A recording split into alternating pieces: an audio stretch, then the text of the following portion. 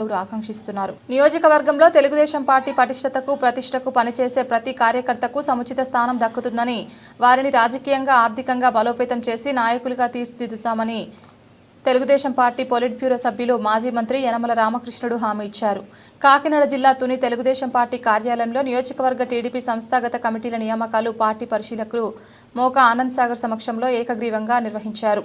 ఈ సందర్భంగా పార్టీ తొండంగి మండలం అధ్యక్షుడిగా చెక్క అప్పారావు, కోటనందూరు మండలం అధ్యక్షుడిగా పోతల సూరిబాబు, తుని మండలం అధ్యక్షుడిగా చింతంనేడి అబ్బాయి, టౌన్ అధ్యక్షులుగా మాజీ municipal chairman Kusumanchi Shobharani, town మహిళా అధ్యక్షురాలుగా municipal vice chairman Kuchcharlapati Rupadevi, town ఉపాధ్యక్షులుగా ఈనుగంట శివ, ప్రధాన కార్యదర్శిగా సూరంపూరి చంద్రశేఖర్, కార్యదర్శి అల్లు రాజుతో పాటు వివిధ విభాగాలకు పలువురు తెలుగుదేశం పార్టీ సీనియర్ నాయకులను నియమించారు.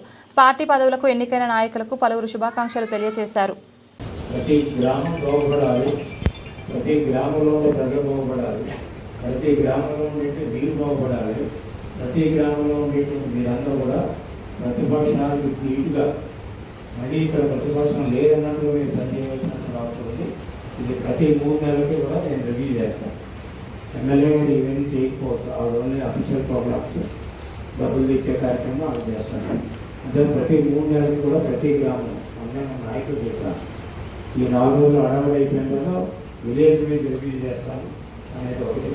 వచ్చారంటే మీరు వీక్ అవుతుంటే చేస్తాను. అలా కొన్ని గ్రామాలు మీరు ఇంకా ఉన్నాయి. కూడా చాలా ఒక 90% సెట్ చేశాను.